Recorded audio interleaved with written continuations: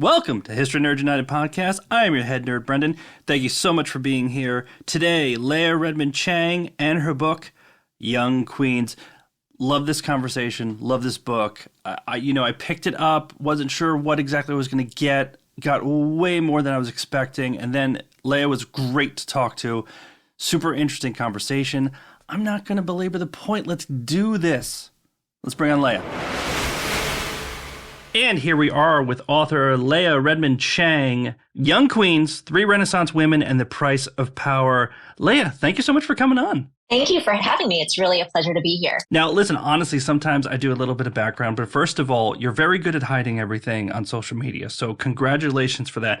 And also, there's so much drama in this book, like history drama. I just want to kind of get right to it. Like, how did you even come upon Young Queens? Because I will say, I did do enough digging to know that you do have some sort of obsession with Catherine de' Medici. Or Medici, depending on how you say it. I'll probably say both ways. You've been kind of all up in her stuff for a while, right?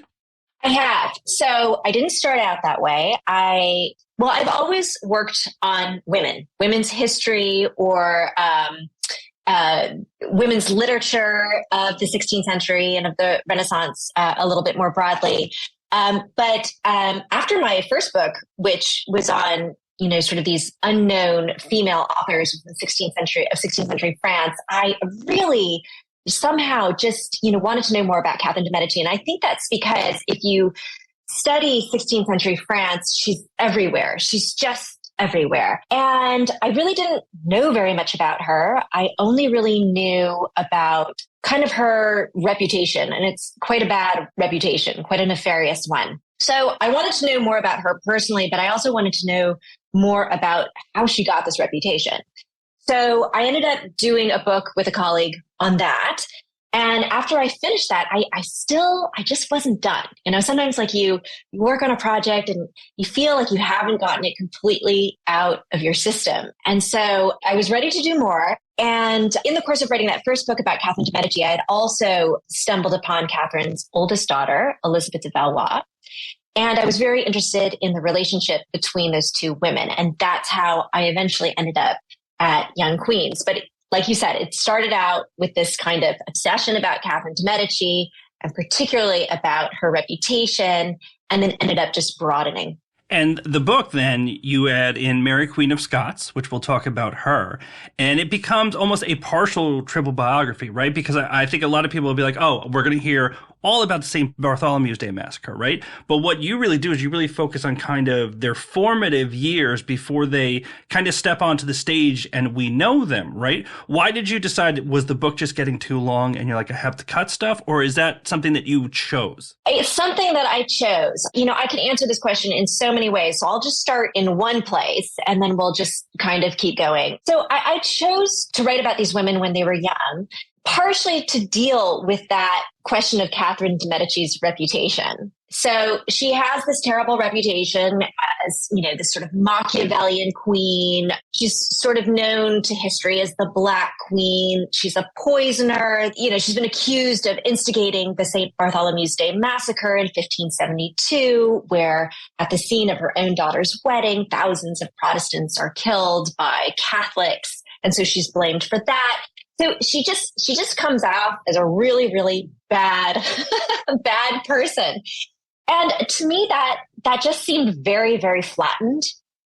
And I wanted to kind of understand her in her complexity, as a whole person. So I felt like in order to do that, I had to go back to Catherine's childhood and look at who she was as a young child before she gets to France, and then her experience as a very, very young woman, a girl really, in France, to kind of understand why she eventually made the decisions that she did, why she comes to hold so much power, etc. And I really became transfixed with this figure of the young royal girl.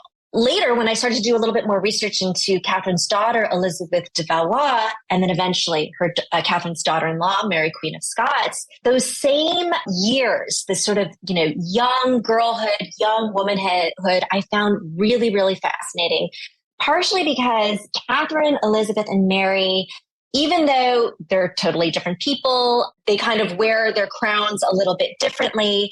They're all faced with the same challenges as young women. And I thought that was really thematically something that needed to be explored. Now, were you tempted at all to bring Elizabeth I into this? Because she becomes, especially towards the end of the book, she becomes so integral to kind of what's happening. And she faces a lot of the same things that we're going to talk about for the other three women. Was that a temptation, too, to kind of try and pull her in? Or you're like, I'm going to stay on this side of the water? Well, it was not only a temptation. The first draft of the manuscript had Elizabeth Tudor. There was supposed to be originally 4 queens in this book, and I had a whole part. I think, the book now has 4 parts. The first draft of the manuscript had 5 parts, and one of those parts was Elizabeth Tudor as a young girl. But what happened was, my editors and I really looked at that first draft. It was too crowded. I talk about my queens kind of fighting for the spotlight. There was just a lot of elbowing and pushing, and I really had to account for everything that happened in each of their lives, because you're dealing with like 4 separate lives, 4 separate countries, and it just was getting, way too bogged down. And when there were 4 queens, I wasn't able to really get into their characters as much as I wanted to. And so in the end, what we decided to do is kind of pull Elizabeth Tudor back, demote her, to the second tier in some ways, and then bring those other 3 queens to the foreground. And the reason why that makes sense is, well, for a couple of reasons. First of all, Catherine, Elizabeth, and Mary are all related to each other, either through blood or through marriage. They lived together for many years at the French court. So they knew each other really, really well. So that just was sort of a natural grouping that made sense to look at a little bit more deeply. Well, I am descended from Irish Catholic stock, so I'm always fine when a Tudor gets shafted. That's cool. We'll move on. Now, let's talk about, because I think Mary, Queen of Scots, you will hear sometimes about how she grew up, but Catherine de' Medici, you don't, right? Because she arrives, when people talk about her, as you mentioned, she is the ultimate Machiavellian queen. And when you talk about her, it's always in this, she's fully formed, she's out there, she's controlling everyone and everything around her. But you really dig in here. What was her early life like? What were some of the things that you think kind of pushed her towards where she would be later on? Yeah, so it's a great question for a number of reasons. First of all, there are a lot of gaps in our knowledge of Catherine de' Medici's childhood, and that is because she is a Medici and a girl, and she's not a royal princess. So we actually know a lot more about Elizabeth of Valois' childhood and Mary, Queen of Scots' childhood because they're both royal, right? Elizabeth is a French royal princess, and Mary, Queen of Scots, she's actually a queen from the time she's 9 days old. So, everyone has a lot to say about both of these 2 young women. But Catherine, she is descended on her mother's side from French nobility. Her mother is actually a French princess.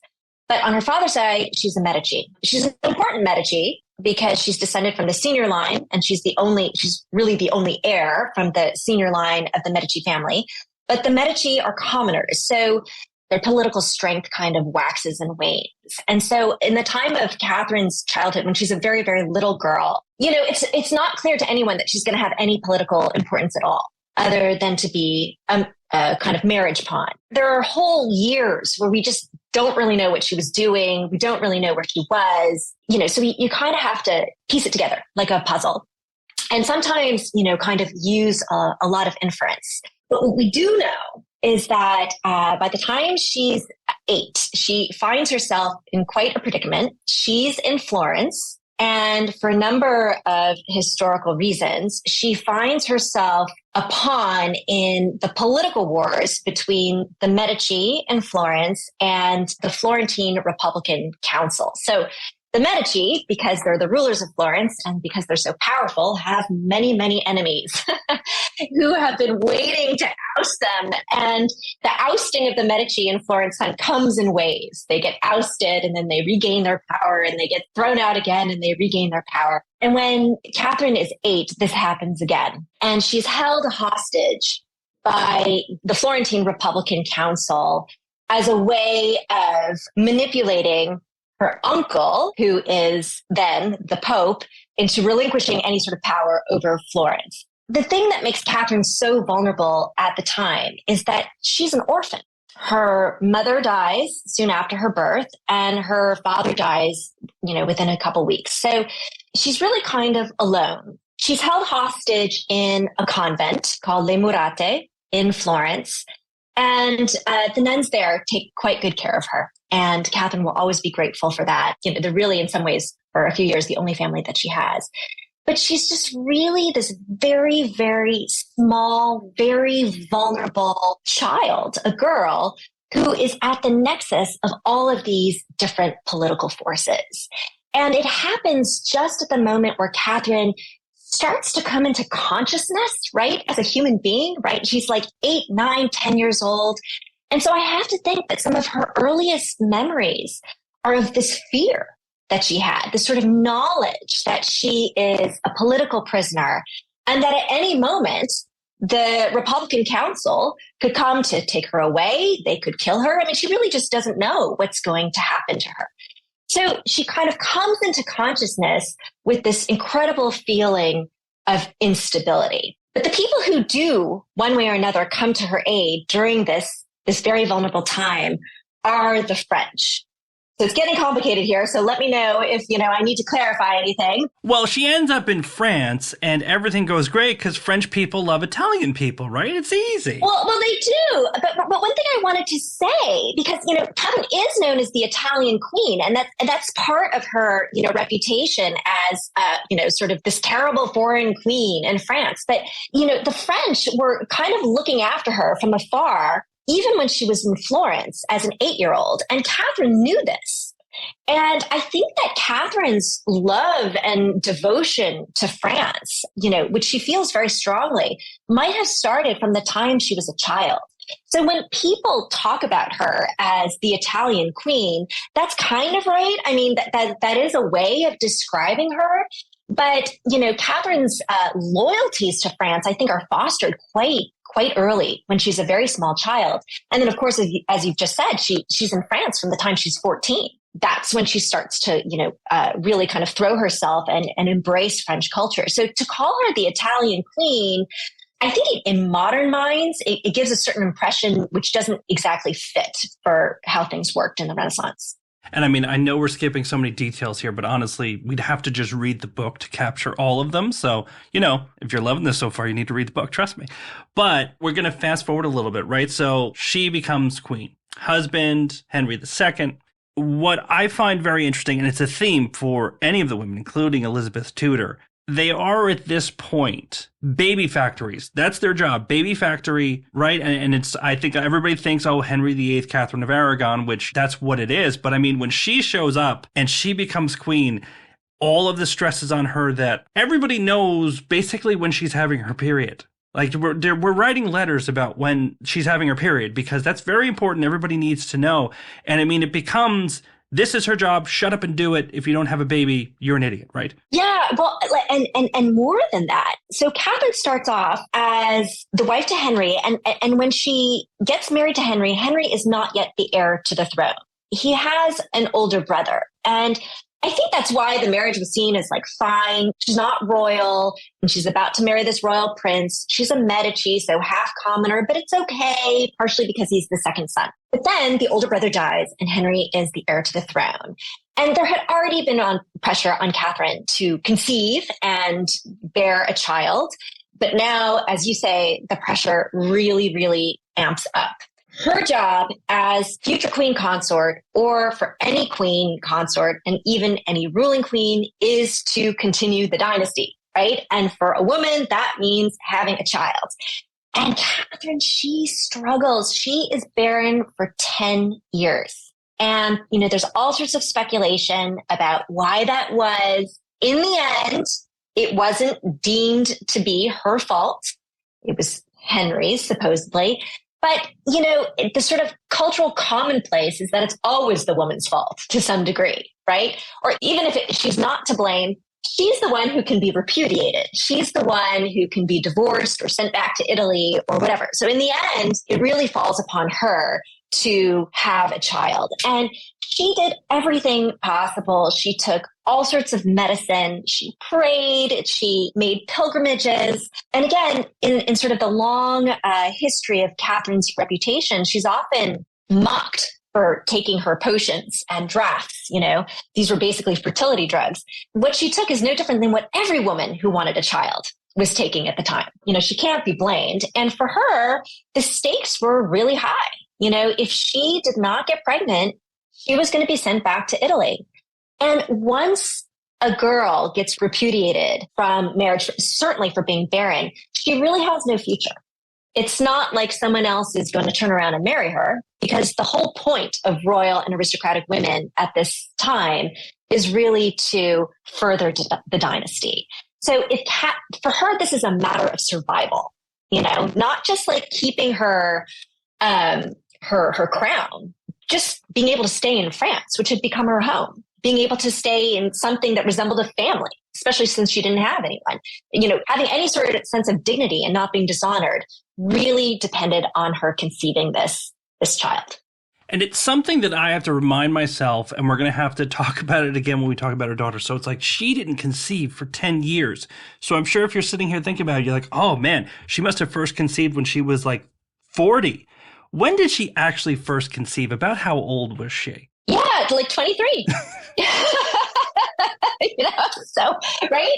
So she's only really, become a young woman for real, by the time she conceived. And for us now, right, she'd be a very, very young mother. But she almost didn't make it. They almost sent her back to Italy. And it's only because her father-in-law, the French King Francis I, who did, as you said, really love Italians. He really loved Italians, and he really loved Catherine. He kind of couldn't bring himself to send her away. So she's able to stay. And then luckily she does conceive, and she has a baby, and that baby is a boy. And that is like the prize for a royal woman. In France, a woman cannot inherit the throne. So the heir has to be male. And so the crowning glory, right, is for a woman to give birth to a boy. And luckily that's what happens for Catherine. And I mean, it's great, right? Because she becomes a baby making factory, and she puts a whole bunch out, and Henry lives for a long time. And, everything passes to the son nice and easily, right? No. This feels like a leading question. Oh, poor Henry. I feel for him. No, you already know the answer. He is middle-aged, okay? But no one expected him to die at the age of 40, which is what happens. This is one of the big turning points, not only in French history, but actually in European history. And it probably doesn't get enough press, in terms of Renaissance history. The death of Henry II in a joust. He was mortally wounded in a joust. Terribly, terribly, terribly. I mean, we have just a lot of information of how this happened. Would you like to hear details? I would love to. Okay. So, he is quite an athlete. Henry was much more an athlete than he was a courtier. And the scene is the wedding of his oldest daughter and Catherine's oldest daughter, Elizabeth de Valois, to Philip II of Spain, of Armada fame. But the Armada happens, much later. This is a really important wedding because the wedding is the final act in a peace treaty that's going to end not only decades, but generations of war between France and Spain. So Henry is very, very anxious for things to go well. He wants this to be the wedding of the century. And he orders, as part of the celebration, he orders tournaments. And he really wants to impress the Spanish. So he decides he's going to ride in the tournaments himself. That was his first mistake. The second mistake is that he decides to ride twice. He had already ridden once. He is 40. He's not a young man I'm 41. anymore. I don't know what you're trying to say, okay, but I'm insulted. But when you're jousting and you're jousting against other young, very virile, fit men, you really want to be in tip-top shape. So he's 40. He's had some episodes of vertigo. Like he's feeling his age a little bit, but he certainly doesn't want to show it. It's very hot that day. And so he actually loses his first run in the lists, but he insists on doing it again. And according to legend, according to the story, everyone begs him not to do it again, not to run in the lists again. And he insists. And he does so. Now, something happens, and the problem was probably with his visor on his helmet. Either because he was fatigued, he forgot to lower the visor, or maybe there was a screw loose, or something just went wrong. I mean, we'll never know. I'm dying to know, but we'll never know. Something happens, and when he's running against his opponent, the Count of Montgomery's lance splinters, and one of the splinters, a very, very large splinter, flies up and implants itself into Henry's head right above the right eye. And he immediately, I mean, obviously, he's just been impaled in the head. He immediately slumps over. Blood is shooting down his face. This is very visible to everybody. Everyone is in shock and horror. And they pull him off to the Hôtel de Tournelle, which is, just not very far away. And they do everything they can to keep him alive. And for a few days, he actually doesn't do well. Then he starts to rally. So everyone is very hopeful. But then infection sets in, and 10 days after the accident, he dies. So they've had, a few days to prepare, but everyone is surprised by this. I mean, this is not like he had been a sickly king. It wasn't like they had months or even years of preparation. No one is entirely ready for this. And unfortunately, Henry has left the kingdom in a little bit of disarray. The kingdom's in debt because of these wars, but also this is the age of the Protestant Reformation. And the Protestants, are really gaining traction in France, much to Henry II's dismay. He is a very, very pious Catholic. And so he was doing everything possible to try to keep them down, but they're not being kept down, And so what happens with Henry II's death is that the throne of France is left in the hands of his very young teenage son, who's only 15 at the time, almost by definition, a very weak king. And it is already a kingdom a little bit on the brink of civil war because of these religious divides. I will give it to Henry, though. Before he dies, he does tell everyone not to blame Montgomery for the fact that, he got hit in the face. The poor Count Montgomery, he did. He ran away. But Henry sent officers after him, to collect him and tell him it wasn't his fault. And Henry died a very honorable death, I would say. But, his wife, Catherine, was just, shattered by this death. And of course, his son and his son's wife, Mary Queen of Scots, were horrified because now they had to take the reins, and they certainly hadn't expected to. Here she enters into a perfect segue. What is Mary Queen of Scots doing in France? Everybody knows it's in her name, Scotland. What is Mary doing there in the first place? Right. Well, today we would say she's half French, half Scottish. That's not entirely correct, but I will explain. So on her father's side, she is Scottish. She is the daughter of the King of Scots, James V. And she is the only living child, which is why she inherits the throne. She had brothers, but they died as infants. On her mother's side, she's the daughter of the Marie de Guise, who is the Queen Dowager of Scotland. And Marie de Guise comes from a very powerful family, the Guises. They're actually princes from Lorraine, which at the time is a separate duchy. And that's important because in France, they're considered foreign princes, and that gives them a certain stature. But for all intents and purposes, certainly culturally, they are French, and they made their careers in France. So on her mother's side, she's effectively French, and on her father's side, she's Scottish. She's born in Scotland. She spends the first 5 years of her life in Scotland, but unfortunately, she is caught up in a conflict between Scotland and England, because England has for decades been trying to absorb Scotland into the crown of England. First by Henry VIII, actually it predates him, but let's say from Henry VIII, and then his son, Edward VI. And in order to absorb Scotland, England is waging war, but the other thing they want to do is try to marry the young child, Mary Queen of Scots, to the heir of England, Edward VI. And so Marie de Guise, or Mary of Guise, is horrified by this. She's very worried that Mary will lose the sovereign crown of Scotland, but she also doesn't like the English because they're Protestant. Henry broke away from the Catholic Church in order to marry Anne Boleyn. And Marie de Guise is really a pious Catholic. So she just doesn't want anything to do with England. So when things get really rough and she's quite worried that Mary is going to be kidnapped by the English, she makes a deal with the French to send Mary over to France to be raised in a French court with the soft understanding that Mary will eventually marry the heir to the French throne, Francis. So Marie de Guise makes this decision for a number of reasons. She trusts the French much more than she trusts the English, but she also knows that in France, Mary will effectively be raised by the Guise family, who are an incredibly ambitious, but also a very loving family. And they do look after their own. So Marie de Guise knew that Mary would be in good hands. So that's how Mary comes to France. She's basically kind of a refugee, at the age of 5, and she's raised there. So from the time she's 5 until eventually when she is forced to return to Scotland later at the age of 18, she is raised in France. So effectively, she's a French woman. I mean, Mary Queen of Scots is one of those people that I think she was, I'm trying to think of a fancy way to say it. She was kind of screwed over like the whole time because she leaves Scotland when she's 5. She goes back after, her husband was dead in France. And the kind of expectation was that she was all of a sudden going to go back to a place that she never really knew and just be queen and everything was going to be fine.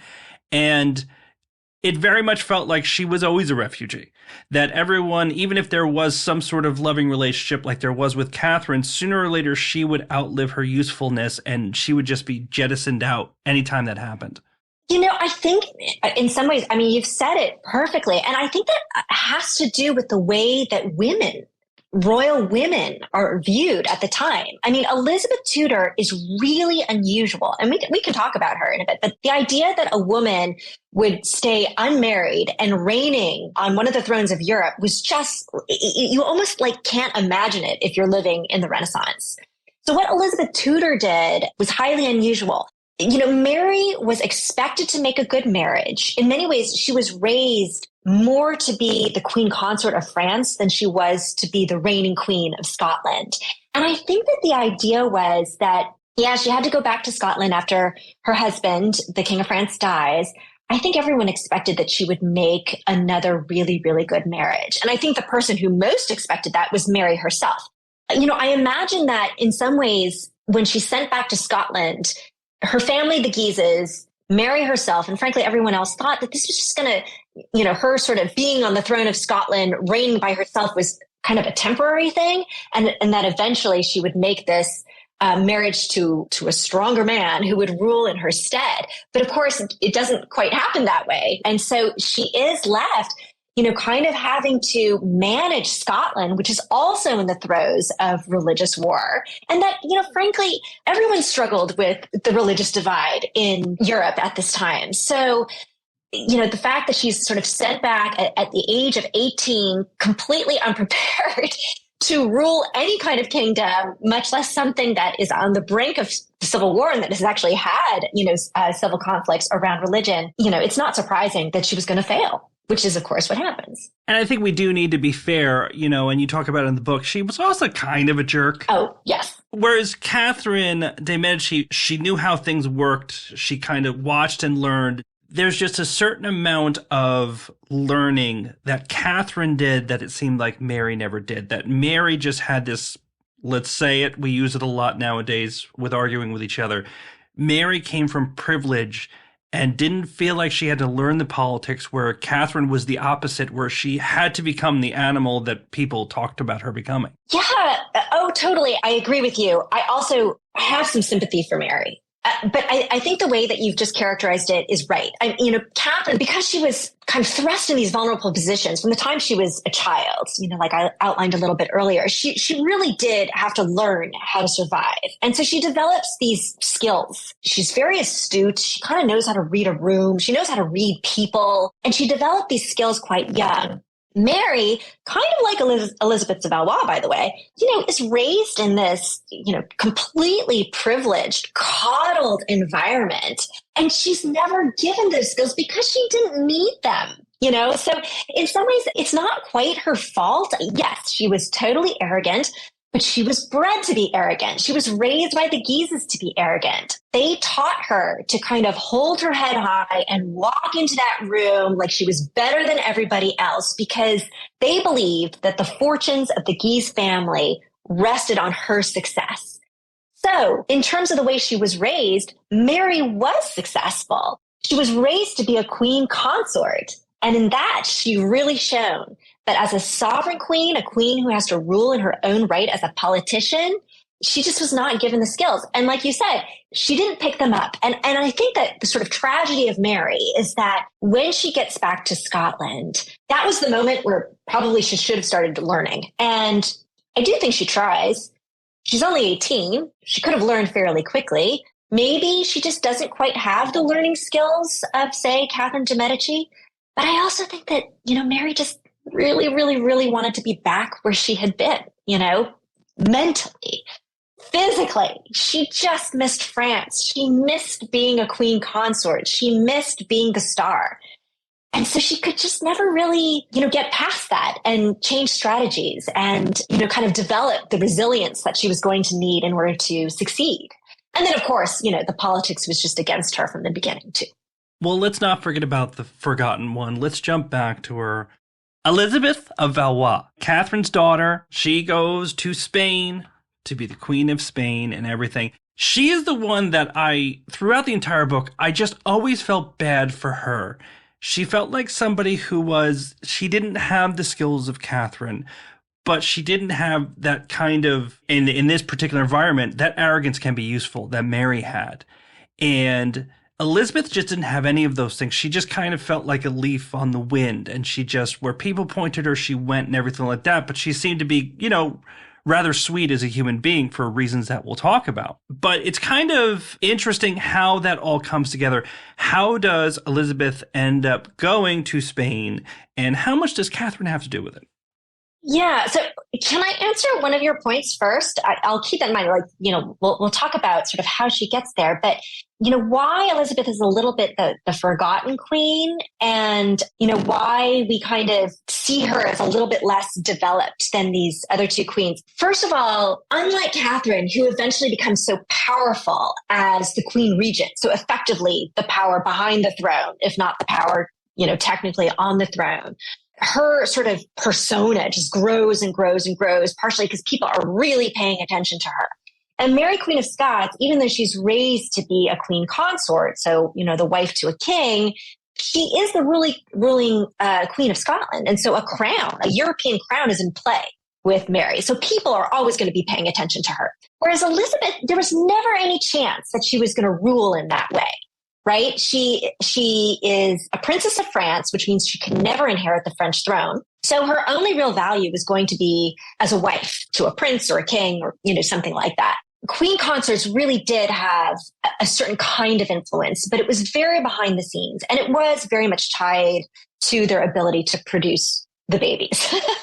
And so, that's sort of how people saw her value, especially in Spain with such a strong king, someone like Philip II. She was always just going to have a slightly different role to play in anyone who was sort of observing the politics at the time. So diplomats and any kind of foreign visitor who would be writing something about her or about her place at court is always going to approach it from that point of view. They're always going to kind of write about her, already understanding that her value is a little bit secondary. So that is one reason why we kind of see less of her, or why she's characterized in a certain way as this kind of sweet, sweet young girl. But to get back to your original question about how she gets to Spain. So I mentioned that there had been these ongoing wars between France and Spain. They're actually called the Italian Wars because these wars were waged over territories in Italy. Because both Spain and France are very imperialistic. They're interested in building empires, and they're all vying for control over Italy, partially because they want control over the Mediterranean. So finally, once we get to Henry II's reign and Philip II's reign, everyone is tired. The coffers are all depleted. Everyone has to turn to more internal problems around religion. So, they decide, let's end these wars. And they sign a peace treaty. And the marriage of Elizabeth, who's 13 at the time, to Philip II, who is 33, is part of that peace treaty. So she's set to go to Spain. The unfortunate joust happens and her father is killed. And for a few days, there's a little bit of doubt. There's fears that the peace treaty won't hold and that therefore the marriage won't hold. But both sides are interested in keeping the peace treaty. And so Elizabeth does go to Spain in part to make sure that the peace treaty holds. I mean, if she goes to Spain and the marriage is consummated, then the new alliance between Spain and France can hold. So it becomes a political imperative for Elizabeth to go to Spain. And so that's how by the time she gets there, she has just turned 14. At the age of 14, Elizabeth ends up being the queen consort of Spain to a much older husband, Philip. Now, this is the biggest surprise of the book. I knew kind of the general outlines of each of their lives, but the real shock to me, Philip II of Spain was actually kind of a real sweetie to her. I know. Me too. I have to say, one of the pleasures of writing this book was getting to know Philip. I mentioned that Elizabeth Tudor was part of the book, and eventually I had to cut that. But part of, researching Elizabeth, I did have to get to know Philip because he had been married to her sister, Mary Tudor, before he married Elizabeth de Valois. So Philip doesn't start sweet to Elizabeth. He's totally respectful. Philip is definitely a man of much decorum. So, he was always going to be respectful to Elizabeth, at least on the surface.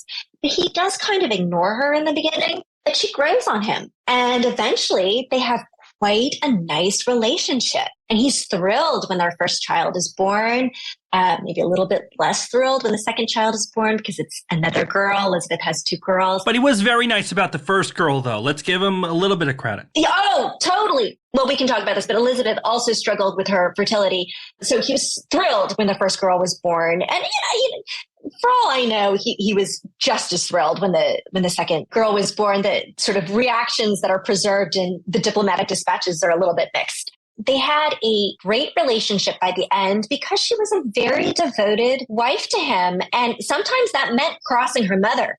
Catherine was quite controlling, even from hundreds of miles away, when the only way to correspond was, via letter and messenger. She could still be very controlling, but Elizabeth sometimes crossed her mother for Philip's sake. And I think Philip really appreciated that. Took a little while, though. That wasn't an instantaneous thing. No. It should be said Philip II would probably not win Father of the Year, but we're going to leave that one in the book. We're not going to comment on it. You got to go to the book and read it. You said Elizabeth struggles with her fertility.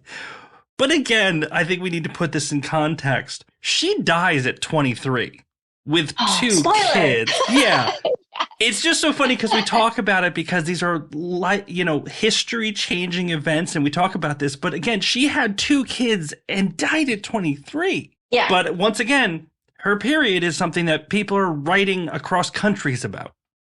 So I have to say, Elizabeth de Valois, I really wanted to explore the relationship between Catherine and Elizabeth, and that was a major inspiration for this book. But Elizabeth herself, particularly all the documentation around her and her body, that was the real thrust here, because it's quite unusual to have this much documentation around a teenage girl's health problems. But because Catherine was such a helicopter mom, and because she had very, very loyal ladies surrounding Elizabeth in the court of Spain, who were constantly writing back to France with all this information about Elizabeth's health, we have this information. And so to some degree, I see Elizabeth de Valois as a little bit of a royal everywoman, where you can kind of see through her experience the pressures that a lot of royal and aristocratic young women must have experienced during this time. But Elizabeth, for sure, oh man, that poor girl, she struggles with her period. And there's evidence that Catherine did too. She doesn't menstruate regularly and everyone is very nervous about it. But, eventually her ladies, they're like watching Hawkeye. They are keeping measurements. They write it all down, like when she menstruates, how long it lasts, what it looks like, everything, like just insane details. But she also has some other sort of mysterious health problems that the ladies and Catherine are corresponding back and forth about. And so that's when you realize that being a young royal woman in the Renaissance, it's very much a bodily experience as well as an emotional experience. Like the stresses that they felt were emotional, but those emotional stresses translate themselves onto the body because to all evidence, Elizabeth was sick a lot, perhaps because of something that was wrong with her, but also because she was quite stressed in her role as Queen of Spain. And it's very important here, and this was eye-opening for me as far as understanding Catherine de' Medici. She is known as this Machiavellian queen, probably like the prototype of everything. And especially when it came to Elizabeth and with a lot of other things, it seems that Catherine just realized before a lot of people, information is power. And it was every day for her was letter writing and getting information back. And it seems like before a lot of the world realized it, she realized if I have enough information, chess moves become a lot easier when I'm the most up to date. Yes, and that's because she is a woman. I think that that's really important to emphasize that, as a woman, as the Queen Mother, she has to have a different set of skills, kind of like a different toolkit. So like you said, knowing more than other people, she can be 3 steps ahead of the other side because she doesn't marshal armies. I mean, she can, she can order, armies and generals to act on behalf of the crown, but she doesn't carry that same kind of virile authority that, a warrior king, because that's what kings were during the period. They're warrior kings. She doesn't command that same sort of authority. So you always feel that Catherine is, like you said, trying to get 2 steps ahead so that she can formulate a plan, so that she knows exactly how to act. She's also very much a good judge of character, at least that she's trying to be. She's always trying to get a sense of who these players are and what's going to please them and what's going to win them over. And again, in some ways, these are sort of, at least in the Renaissance, sort of classically archetypal feminine ways of negotiating power. If you don't have an army or a sword, in your hand, you have to use kind of other tools in your power plays. And I think something else that's very important too is they say how power hungry she was, but it seems like one of the most important things she knew right away, and I know it was a law at that time, but that if she tried to become queen by herself, that she knew it would be a step too far. And it seems like she instinctively knew where her limits were and what she had to work within, which a lot of people forget, like even with kings that would fall around these time periods and things like that, knowing where your limits are is almost as important as anything else. Oh, yeah. And I mean, okay, one thing I think that's really important that people forget is that this isn't an absolutist monarchy in the 16th century. And even when you do get to sort of the age of absolutism in the 17th century, there's still laws. The king has to follow the laws. And so, Catherine could never be queen. She knows this. I don't even think it entered into her head. Who knows? But, I would say it couldn't. It wouldn't make any sense. There are certain sort of laws of the way that the crown gets passed down in France. And it's through the male line and it's through blood kinship. And women cannot hold the throne in France. It's not an official law, but it is such an old custom that it has the force of law. And so that's not what she's aiming to do. She does want to be the power behind the throne, but like you said, she's savvy enough to know that maybe she can't really openly declare that. She just has to kind of fall into that role. And she has this marvelous way of doing it. So just to give a little bit of context, when she does become the unofficial queen regent, the regent of France is actually when her younger son, Charles, inherits the throne, and he's 10. So he's really a little boy. And so she, the way she frames the logic for why she should become the regent for all intents and purposes is that she's the mother and that everybody else's motives are to be questioned, right? Like if it's an uncle, and there wasn't an uncle, but if it was, sort of a distant relative, well, certainly that family or that prince would want to sweep in and, take up the crown, for himself. Or the other, possible contenders were Protestants and the Catholics were really against that. And so Catherine manages to convince everyone that she's an acceptable middle ground because she's the mother of the king and because she had come of age during the reigns of the two previous kings, Francis I and Henry II, who were these sort of larger than life kings and represented stability. And so she comes to represent the sort of stability of old. So she was very good, like you said, at kind of knowing the limits, but also sort of knowing what people were hoping for, stability, kind of hearkening back to a better age and being able to use that to kind of, create her place in this new government. It's a really important point that you made right now, and you make it in the book as well. All of these monarchies are constantly on the precipice. I think especially when you talk about Elizabeth Tudor, right? She's celebrated for a lot of things, and I think people start to think that she really had an absolute stranglehold on the throne. It was really never the case, but it wasn't the case for anybody at that time, that they were constantly worrying about it. Well, if this person dies and then this happens, and oh, who's the Pope right now? Does the Pope like us? There was just so much that could go wrong. And like you said, I think people will often hear king and just go right to, oh, absolute power, didn't have to worry about anything. But it was really never the case. I would never want to be a king or queen during this period. It's a fundamentally, sort of unstable position. And to kind of illustrate your point, in some ways, like kings even distrusted their heirs, right? Like it's one thing when the heir was a child, but once the heir becomes a full-fledged adult, there's actually this sort of natural division between a ruling sovereign and the heir. It explains the relationship between Elizabeth Tudor and Mary, Queen of Scots. It explains the relationship between Francis I of France and his son, Henry II, because the person who is going to be the next sovereign, well, the way Elizabeth Tudor framed it, that person is like the rising sun. And so all the courtiers, all the nobles sort of flock to, sort of the person who's going to be the next star, whereas the old sovereign is sort of aging. And so that kind of power even creates these divisions within a family, certainly within the royal family. And so any kind of ruling dynasty is wrestling with that.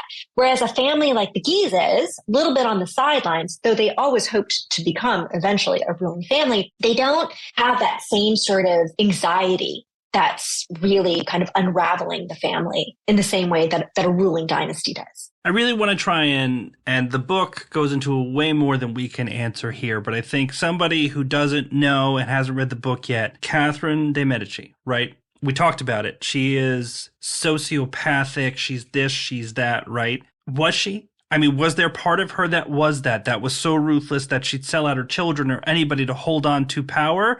Or is this kind of revisionist history from her enemies? Okay. I don't think there's a simple answer to that question. Let me say this. One thing I really wanted to do in the book is paint a complex picture of Catherine. And I think that this is true not just of Catherine, but of anybody from the past.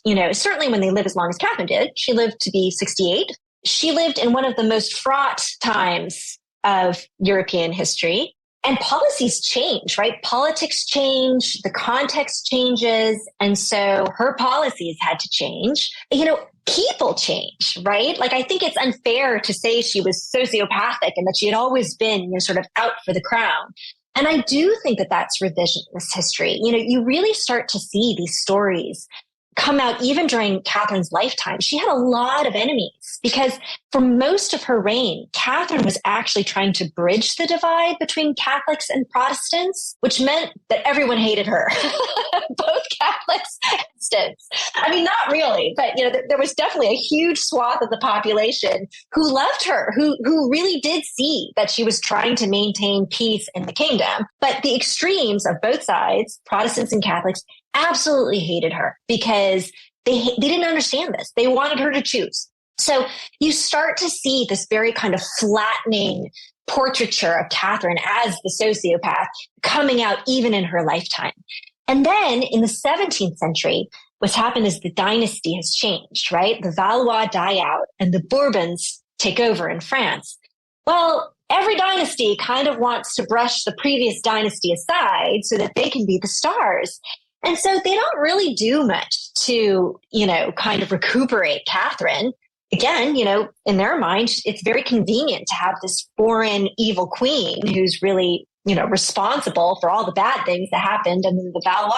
And the Bourbons can come in and sort of, clean things up and make it all better. So I think that also kind of happens, that the flattening of sort of Catherine's legacy to this very one-dimensional thing is expedient to a lot of people. It's also very expedient to the British and to Elizabeth Tudor. In some ways, you have these polar opposites. You've got Catherine, who's like the ultimate mother, because even though she was barren, she goes on to have these 10 children. And then on the other side, you've got Elizabeth, the Virgin Queen, right?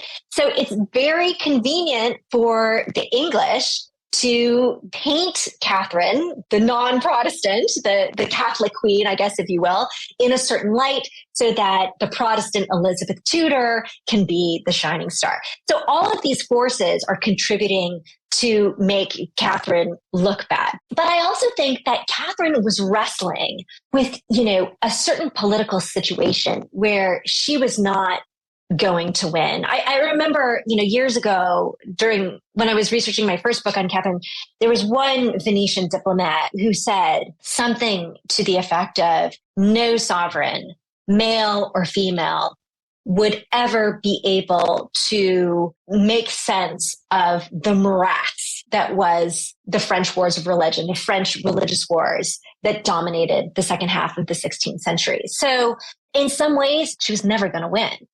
And again, if I can think about, kind of like the tragedy of Catherine, it's that in the popular imagination, she continues to be, like you said, portrayed as the sociopath, even though for quite a long time now, scholars have tried to recuperate her. It's just not catching on so much, in the public imagination. And maybe that's because we find something appealing about these bad girls, these bad women from history. I don't know. Maybe that's something that we kind of glom onto and we find very hard to let go. Well, you educated me a lot, specifically here, because even in my own head, I picture, and maybe that's kind of what history has told us until, you start talking about these rehabilitations. I thought of this time period as really a Catholic majority severely persecuting a Protestant minority. And especially specifically for Catherine, this was a lot more even at this point in time, that there were these two huge factions kind of going at it. And Catherine, right, like she is portrayed as she's this Catholic queen, screw the Protestants, I'm going to murder them all, as opposed to, you talk about, she spends a significant amount of time trying to bridge that divide, right? Even she was kind of like, I can't control this. I got to try and figure out a middle path. But I always thought of it as one side was much stronger than the other. But at this time in history, it was really two equals going at it. Yeah. And in France, the nobility, there were a lot of Protestants among the highest levels of nobility. And, one thing that scholars have started to ask in the last, 10 years or so is like, how come the Protestants didn't win? Like in some ways it made sense for them to win in France, but they don't. There isn't a clear answer. In some ways I see the 16th century to be a kind of odd reflection of the kind of factionalizing that we see now in our own country. In some ways I have found it actually quite helpful to be writing this book in the times that we are living in, where things aren't black and white. I mean, there seems to be a big cultural divide that's very difficult to bridge, but it's kind of hard to know how we got there. And I think it's quite similar, and that there's no clear, necessarily like right or wrong or clear path, and to why we live in the sort of factionalized times that we do. The same thing is true in the 16th century. And so I think for Catherine, she's just trying to manage her day to day. I mean, there is a certain reality to it, also, even though she's often 2 or 3 steps ahead, she's also just trying to manage her day to day. So sometimes, she's furious when, things don't go her way. When her youngest daughter, for instance, Marguerite de Valois, won't do as she's told. And then she does seem to get, seemingly power hungry. But I think she's also just trying to deal with the political conditions that she's finding herself in. Leah, you got to be really careful, because what it sounds like you're saying is that this is not the most fractionalized this world has ever been. And I think if we go to Twitter right now, I'm going to be able to prove you wrong. I don't know. Maybe it's perverse, but sometimes I think, when you know history, you have this sort of weird sense of optimism because you feel like, well, we've been here before. It's been even worse, before, and somehow we got out of it. So to me, the one little stickler is maybe like climate change. If the world dissolves, then we can't necessarily get out of it. But we have, at the height of the French Wars of Religion, the sense of despair, really, on both sides and, by the crown, you really feel it. In the correspondence. They didn't know how this was going to end. Well, we have to end, Leah, but I have one more question for you. And that is, there are these poor people out there who don't realize that history is awesome. And it's so cool, right? So if I got one of those people and I sat them down in front of you and they said, listen, I went through high school European history. I don't need this stuff. Why should I read Young Queens? What would you say to that person? Okay, well, I have a few things. So first of all, as I alluded to just, a few minutes ago, I do think that there are some modern resonances between the 16th century and now, whether it's the factualization of the culture or even the politicizing, of women's bodies. So I love it when I kind of see myself or see my own time kind of reflected in the past. But, history's not boring. History's not boring, but sometimes the way it's told is a little bit boring. And one thing I want to say is, I tried as hard as I could to write this like a novel and, to really focus on storytelling and character. And, I think that when you do that, suddenly history can come alive in a way that's much more interesting. Because when you go back to the past and you realize that these are people just like you and me, have to deal with a lot of the same problems. The problems look a little different, but often at their core, they're the same kinds of problems. You can relate to it much, much more. Well, I think you nailed it. Leah, thank you so much for coming on. Thank you. It was really a pleasure. And that's it for this episode. Leah, thank you so much for coming on. Young Queens, go out and get it. Really, really good book. You're going to learn so much. In the meantime, hit us up, Facebook, Twitter, Instagram, listen to other episodes of the podcast. Plenty of places for you to support us, leaving comments, anything you want to do. We want to hear from you people. Thank you so much for listening. Until next time, stay cool, nerds.